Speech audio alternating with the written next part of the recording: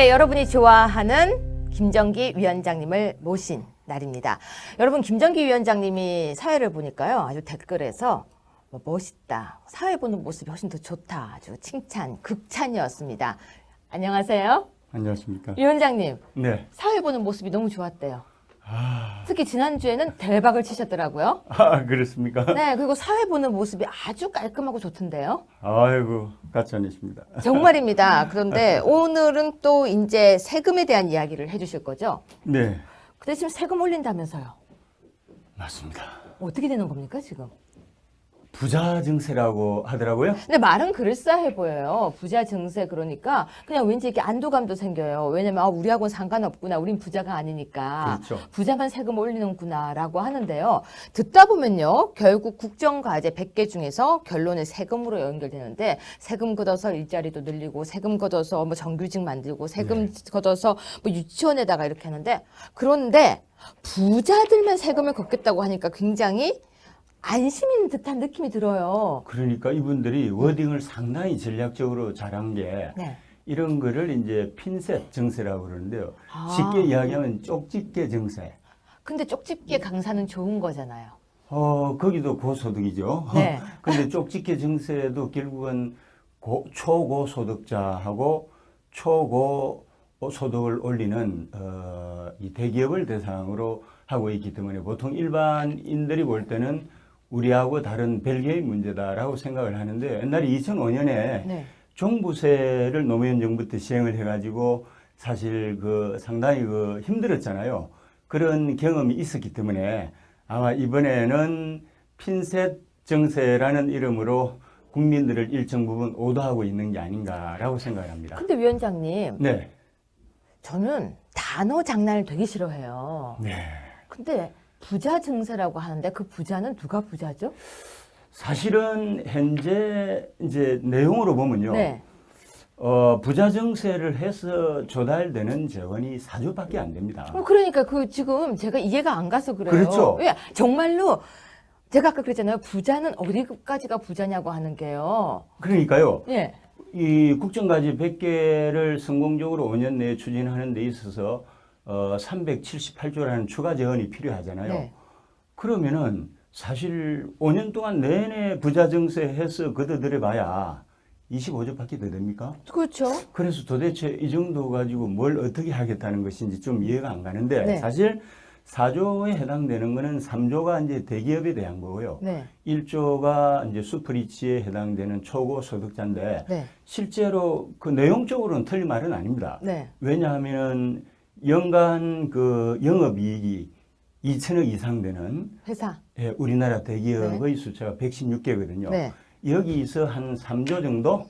그 다음에 이제, 우리나라 인구 5천만 중에 한 4만 명이니까 0.08%에 해당되는 초고소득자, 네. 이제 연봉 5억 이상.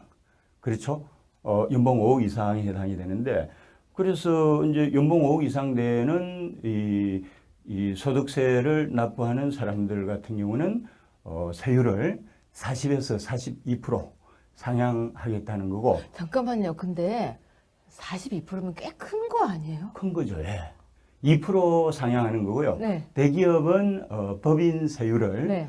22%에서 네. 25%, 3% 상향해가지고 4조라는 재원을 확보하겠다는 그런 이야기입니다. 네. 그래서 일반 국민들이 보면은 나하고 다른 세상 사람들의 이야기라고 해서 사실 우리 쪽에서 설사 세금 폭탄으로 맞대응을 하더라도 사실은 상당히 이쪽에서도 워딩을 좀 신중하게 해야 될 필요가 있는 것이 현재 국민들의 85.6%가 절대 찬성과 지지를 보이고 있잖아요. 네. 왜냐하면은 일반 국민들은 오도가 돼가지고 내 문제가 아니야 라고 생각하잖아요. 그래서 지금은 열렬 지지를 합니다. 그렇지만은 이것만 가지고 4조밖에 안 되는데 방법이 있나요? 제가 볼 때는 2단계가 여러 가지로 준비가 되어 있을 거라고 생각하는데 어떻게 보면은 문재인 정부 내지는 이 좌파 정권들이 꼼수에 강하잖아요. 이것도 일종의 꼼수 내지는 연막이라고 보는데 차라리 솔직하게 내가 100대 국정과제를 수행을 하는 데 있어서 돈이 추가 재원이 378억이 필요하다. 그래서 조달 방식은 이러이러하니 국민 여러분 용서해 주십시오 하고 호소할 수 있잖아요. 말씀드려 볼까요? 해주세요. 예, 지금 아주 지금요. 흥미롭습니다. 지금 우리나라에 면세자들이 있잖아요. 그러니까 세금을 안 내는 사람들. 네. 전체 소득세 대상이 한 1,800만이 넘어가는데 네. 48% 그러니까 거의 뭐 약 50%에 준한다고 대충 그 정도라고. 48%니까 거의 50% 절반 정도가 그러니까 정확하게 하자면 예. 우리나라 국민 중에서 세금을 내는 사람, 소득세를 내는 사람이 약 50%, 안 내는 사람이 50% 대충. 그렇죠. 그렇죠. 대충. 네, 네, 네. 그러니까 48%에서 48.9, 뭐 48.2, 네. 47.8 이렇게 네. 왔다 갔다 네, 해서 반 정도로 보시면 대충 됩니다. 반이 세금 내고 반이 세금 안 내잖아요. 그렇죠. 이제 제 말씀은 네. 소득세를 그러니까 부가가치세 말고요. 부가가치세 그렇죠. 말고. 예. 그러니까 물건 살 때 받는 예를 들어서 커피를 살 때 뭐 10% 이런 거 말고. 예, 그거 말고 소득세. 이제 소득세에 한해서 네. 소득세 대상이 이제 이 1,800만이 조금 넘는데요. 그 중에서 이제 뭐 48%니까 거의 한 반 정도 가까이 되니까 상당히 많은 숫자잖아요. 네.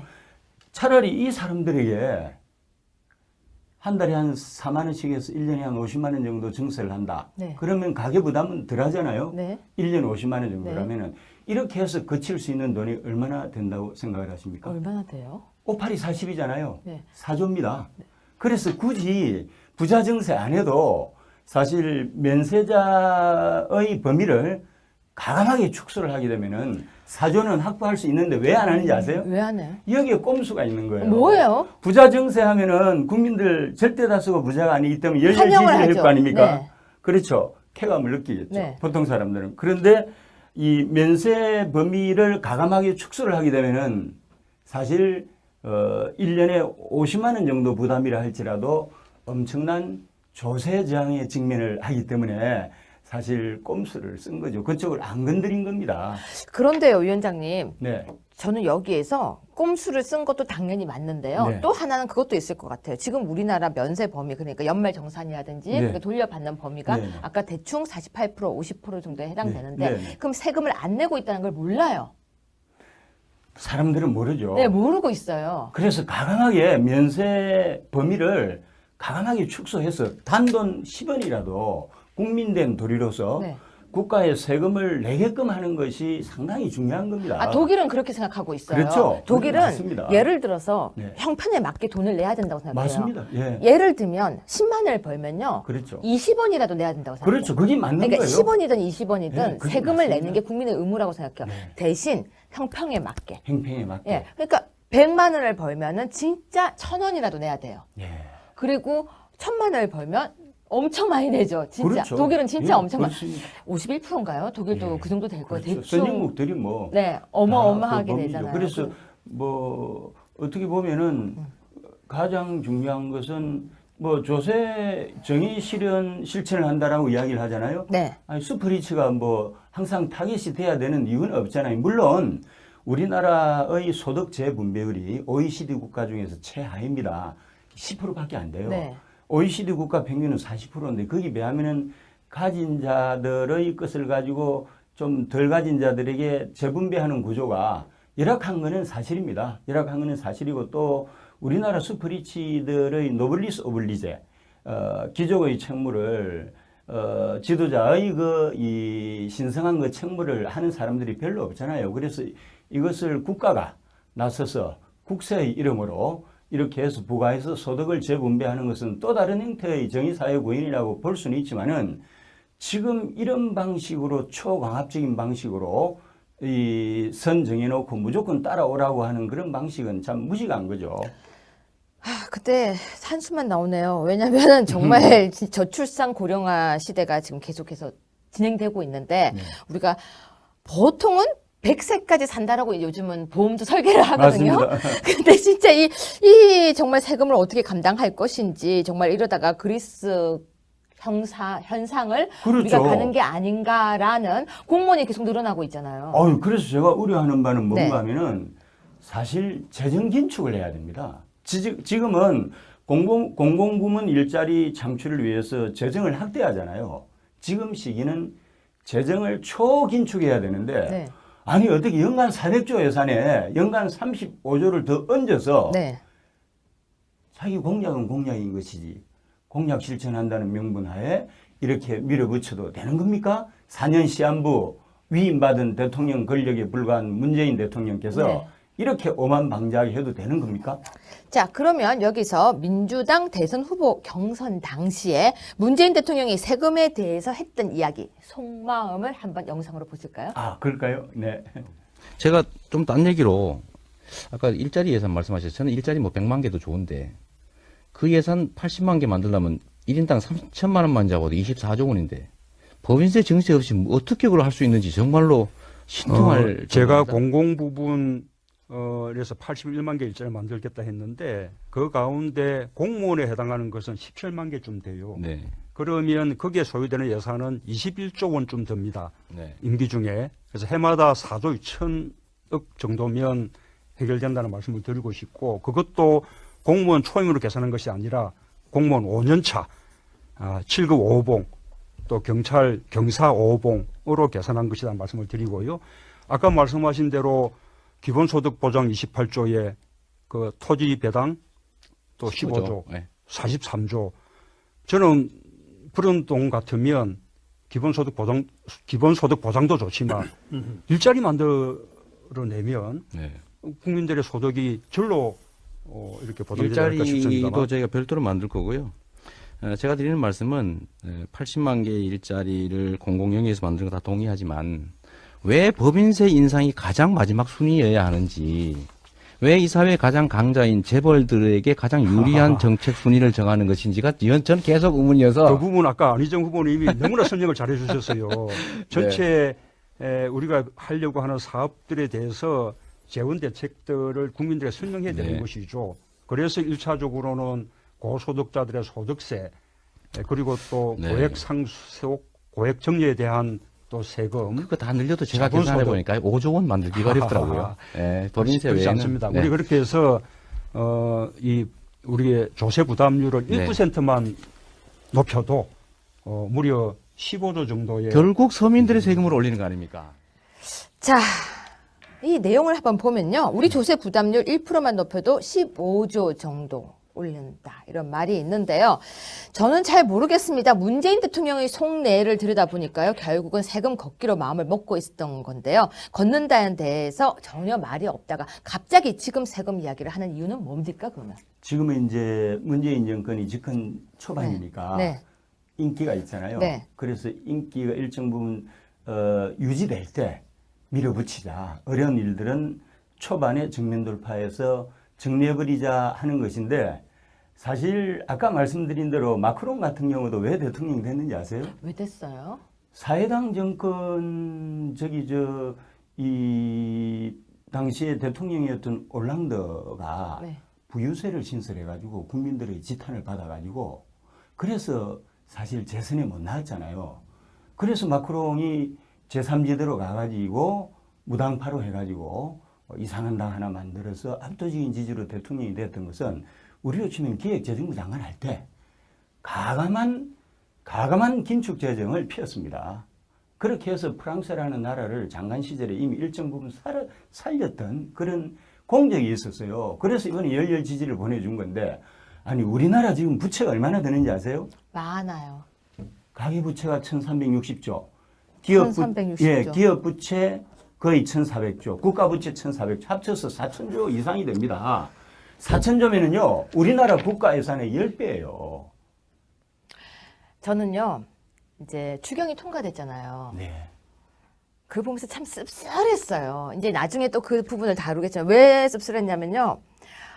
법치가 무너지는 걸 전 제일 싫어합니다. 네. 추경이라는 것이 우리 법률상 규정에 네. 사실 요건이 정해져 있음에도 불구하고 그렇죠. 이번에 과연 추경이 해당되는가에 대한 고민을 굉장히 많이 했습니다. 맞습니다. 그리고 또 하나는요.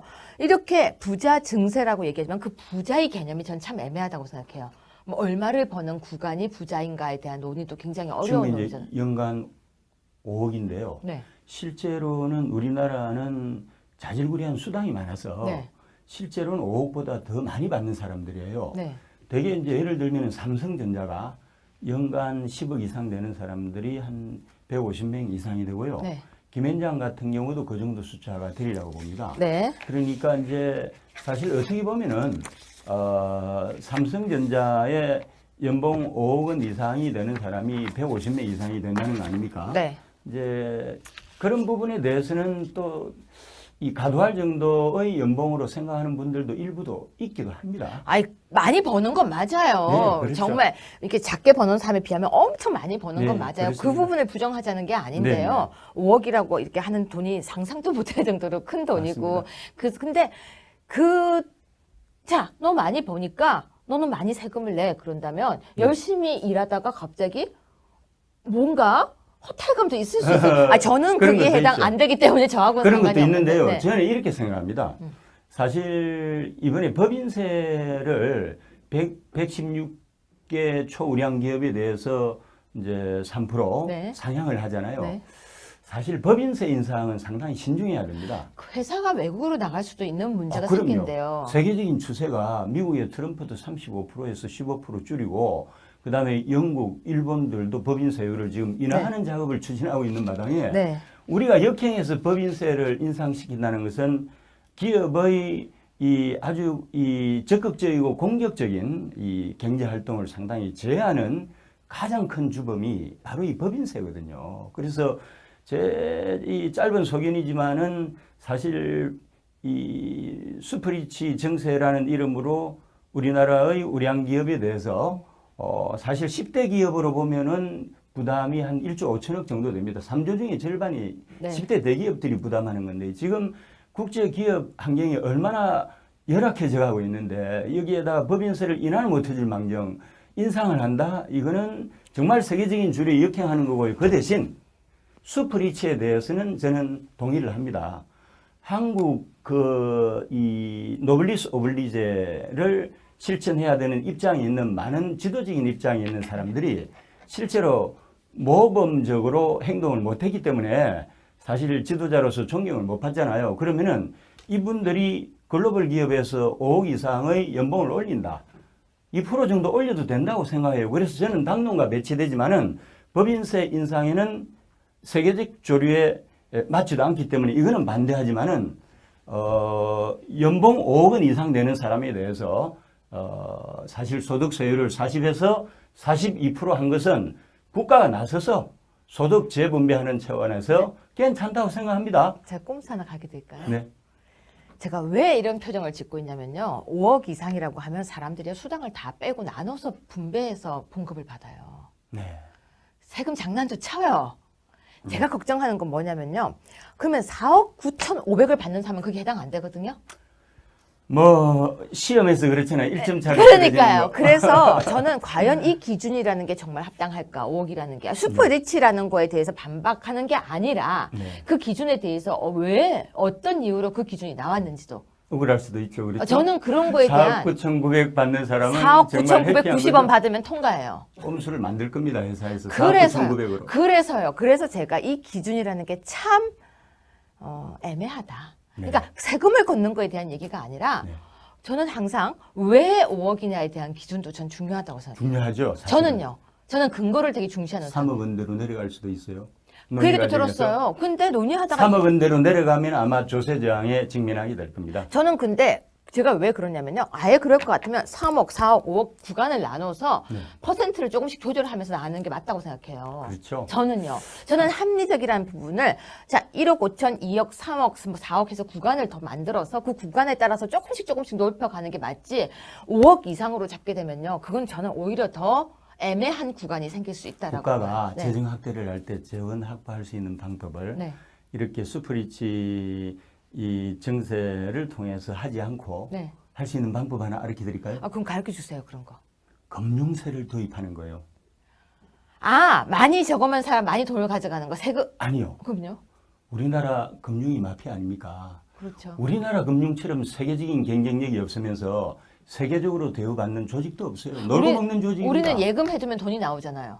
그렇죠. 제가 말씀드린 건 네. 그거보다도 네.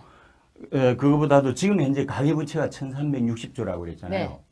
1금융권은 대개 5% 이하지만은 네. 2금융권 가면요 10%에서 20% 돼요. 그렇게 많이 줘요? 그리고 대개는 부동산 담보대출의 정건대적인 방식으로 되어 있기 때문에 네.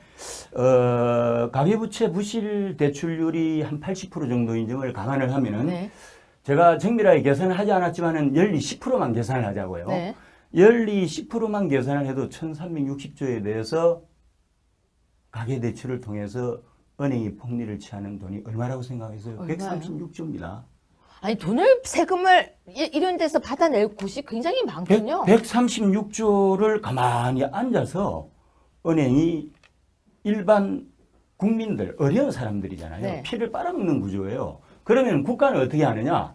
또 그 은행에 대해서 가만히 앉아서 세금을 뜯어먹는 구조인데 중요한 것은 이런 그 공범관계, 국가와 은행이 대한민국 서민을 상대로 해서 피를 빨아먹는 구조를 극복을 해야 되는데 피를 빨아먹는다는 용어가 좀 센 것 같아요. 우리 자유한국당도 세져야 된다는 거예요. 이제부터 강해져야죠. 좌파들하고 전쟁이 세기려면 강해져야 됩니다. 그런데 그래서 한마디만 딱 할게요. 그래서 이 어떻게 보면은 사회를 보시더니 굉장히 발언이 세지셨어요. 가계부채 있잖아요. 네. 핵폭탄인 거 아세요? 대한민국이 잘못하면 경제적으로 어느 순간에 무너질 수 있는 것이 가계부채입니다. 이게 시한폭탄이에요. 그런데 현재 유지되는 게 뭔지 아세요? 뭐예요? 국가와 금융이 나쁜 말로 하면 야합하고 좋은 말로 하면 힘을 합쳐서 이 구조를 유지하면서 대한민국 서민들을 피폐하게 만드는 그런 구조인데 만일에 국가와 은행이 협업해서 이 구조를 지킬 수 없을 때 대한민국은 무너지는 겁니다. 그 정도로 일촉즉발의 위기에 처해 있는 이 대한민국 경제 상황에서 어떻게 재정 긴축할 생각은 안 하고 이게 지 돈이에요. 대통령 개인 돈이 아니잖아요. 재정 확대 정책이다 뭐다 해서 자기 돈처럼 이 부가적으로 세금을 걷어 가지고 자기 공약 실천하는 거 아니에요. 갑자기 이야기 듣다 보니까요 더 슬퍼지고 있습니다. 대한민국 망할 것 같아서 제가 흥분 좀 했습니다. 아니 맞아요. 지금 제가 아까 부채 이야기하실 때 왜 공감을 했냐면요. 대출해서 집 산 사람들 지금 굉장히 많거든요. 그럼요. 이제 어떻게 할 건지 걱정이 되고요. 공무원 숫자 갑자기 늘리고 있는데 공무원 숫자 왜 늘리는지에 대해서도 지금 제가 반감을 많이 가지고 있고요. 왜 지금 국내 경기가 계속 터널 속을 헤매는지 아세요? 오늘은 여기까지. 알겠습니다.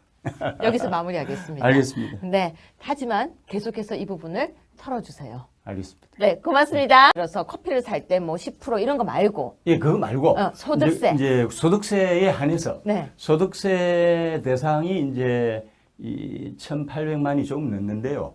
그 중에서 이제 뭐 48%니까 거의 한 반 정도 가까이 되니까 상당히 많은 숫자잖아요. 네.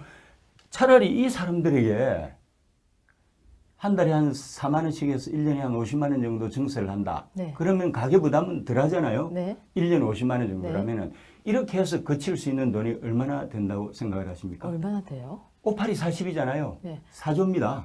그래서 굳이 부자 증세 안 해도 사실 면세자의 범위를 가감하게 축소를 하게 되면은 4조는 확보할 수 있는데 왜 안 하는지 아세요? 왜 안 해요? 여기에 꼼수가 있는 거예요. 뭐예요? 부자 증세하면은 국민들 절대 다수가 부자가 아니기 때문에 열렬 환영을 지지를 할 하죠. 거 아닙니까? 네. 그렇죠. 쾌감을 느끼겠죠. 네. 보통 사람들은. 그런데 이 면세 범위를 가감하게 축소를 하게 되면은 사실 1년에 50만 원 정도 부담이라 할지라도 엄청난 조세 저항에 직면을 하기 때문에 사실 꼼수를 쓴 거죠. 그쪽을 안 건드린 겁니다. 그런데요, 위원장님. 네. 저는 여기에서 꼼수를 쓴 것도 당연히 맞는데요. 네. 또 하나는 그것도 있을 것 같아요. 지금 우리나라 면세 범위, 그러니까 연말 정산이라든지 네. 그 돌려받는 범위가 네. 왜냐하면 연간 그 영업이익이 2천억 이상 되는 회사. 예, 우리나라 대기업의 숫자가 116개거든요. 네. 여기서 한 3조 정도, 그 다음에 이제 우리나라 인구 5천만 중에 한 4만 명이니까 0.08%에 해당되는 초고 소득자, 네. 이제 연봉 5억 이상, 그렇죠? 연봉 5억 이상에 해당이 되는데, 그래서 이제 연봉 5억 이상 되는 이 소득세를 납부하는 사람들 같은 경우는 세율을 40에서 42% 상향하겠다는 거고. 잠깐만요. 근데 42%면 꽤 큰 거 아니에요? 큰 거죠. 예. 2% 상향하는 거고요. 네. 대기업은 법인세율을 네. 22%에서 네. 25%, 3% 상향해가지고 4조라는 재원을 확보. 확보하겠다는 그런 이야기입니다. 네. 그래서 일반 국민들이 보면은 나하고 다른 세상 사람들의 이야기라고 해서 사실 우리 쪽에서 설사 세금 폭탄으로 맞대응을 하더라도 사실은 상당히 이쪽에서도 워딩을 좀 신중하게 해야 될 필요가 있는 것이 현재 국민들의 85.6%가 절대 찬성과 지지를 보이고 있잖아요. 네. 왜냐하면은 일반 국민들은 오도가 돼가지고 내 문제가 아니야 라고 생각하잖아요. 그래서 지금은 네, 여러분이 좋아하는 김정기 위원장님을 모신 날입니다. 여러분, 김정기 위원장님이 사회를 보니까요, 아주 댓글에서 멋있다, 사회 보는 모습이 훨씬 더 좋다, 아주 칭찬, 극찬이었습니다. 안녕하세요. 안녕하십니까. 위원장님, 네. 사회 보는 모습이 너무 좋았대요. 특히 지난주에는 대박을 치셨더라고요. 그렇습니까? 네, 그리고 사회 보는 모습이 아주 깔끔하고 좋던데요. 아이고, 가짜니십니다. 정말입니다. 그런데 오늘은 또 이제 세금에 대한 이야기를 해주실 거죠? 네, 근데 지금 세금 올린다면서요. 맞습니다. 어떻게 되는 겁니까, 지금? 부자 증세라고 하더라고요. 근데 말은 그럴싸해 보여요. 부자 증세 그러니까 그냥 왠지 이렇게 안도감도 생겨요. 왜냐면 우리하고는 상관없구나. 우린 부자가 아니니까. 그렇죠. 부자만 세금 올리는구나라고 하는데요. 듣다 보면요. 결국 국정과제 100개 중에서 결론은 세금으로 연결되는데 세금 걷어서 일자리도 늘리고 세금 걷어서 뭐 정규직 만들고 세금 걷어서 뭐 유치원에다가 이렇게 하는데 그런데 부자들만 세금을 걷겠다고 하니까 굉장히 안심 있는 듯한 느낌이 들어요. 그러니까 이분들이 워딩을 상당히 전략적으로 잘한 게 네. 이런 거를 이제 핀셋 증세라고 그러는데요. 아. 쉽게 이야기하면 쪽집게 증세. 근데 쪽집게 강사는 좋은 거잖아요. 거기도 고소득이죠. 네. 근데 쪽집게 증세도 결국은 초고소득자하고 초고소득을 올리는 이 대기업을 대상으로 하고 있기 때문에 보통 일반인들이 볼 때는 우리하고 다른 별개의 문제다라고 생각을 하는데 옛날에 2005년에 네. 종부세를 노무현 정부 때 시행을 해가지고 사실 상당히 힘들었잖아요. 그런 경험이 있었기 때문에 아마 이번에는 핀셋 정세라는 이름으로 국민들을 일정 부분 오도하고 있는 게 아닌가라고 생각을 합니다. 근데 위원장님, 네. 저는 단어 장난을 되게 싫어해요. 네. 근데 부자 증세라고 하는데 그 부자는 누가 부자죠? 사실은 현재 이제 내용으로 보면요. 네. 부자 증세를 해서 조달되는 재원이 4조밖에 안 됩니다. 그러니까 지금 제가 이해가 안 가서 그래요. 그렇죠. 왜? 정말로 제가 아까 그랬잖아요. 부자는 어디까지가 부자냐고 하는 게요. 그러니까요. 예. 이 국정과제 100개를 성공적으로 5년 내에 추진하는 데 있어서 378조라는 추가 재원이 필요하잖아요. 네.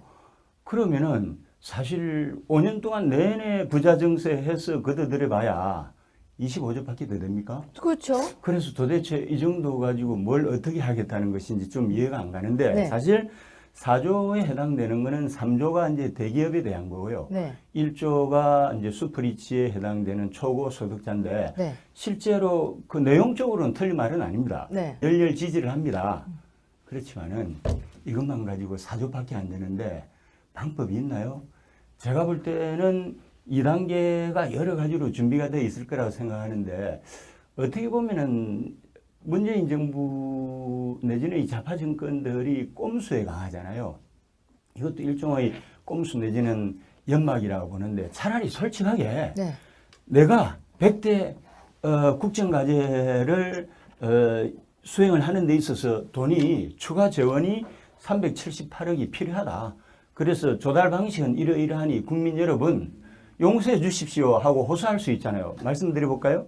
해주세요. 예, 지금 지금요. 아주 흥미롭습니다. 지금 우리나라에 면세자들이 있잖아요. 그러니까 세금을 안 내는 사람들. 네. 전체 소득세 대상이 한 1,800만이 넘어가는데 네.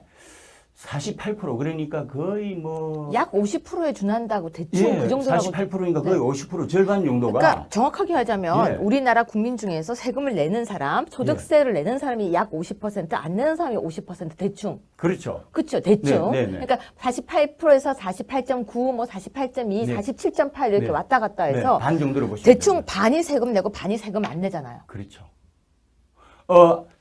이제 제 말씀은 네. 소득세를 그러니까 부가가치세 말고요. 예, 예, 부가가치세 그렇죠. 말고요. 예. 그러니까 물건 살 때 받는 예를 들어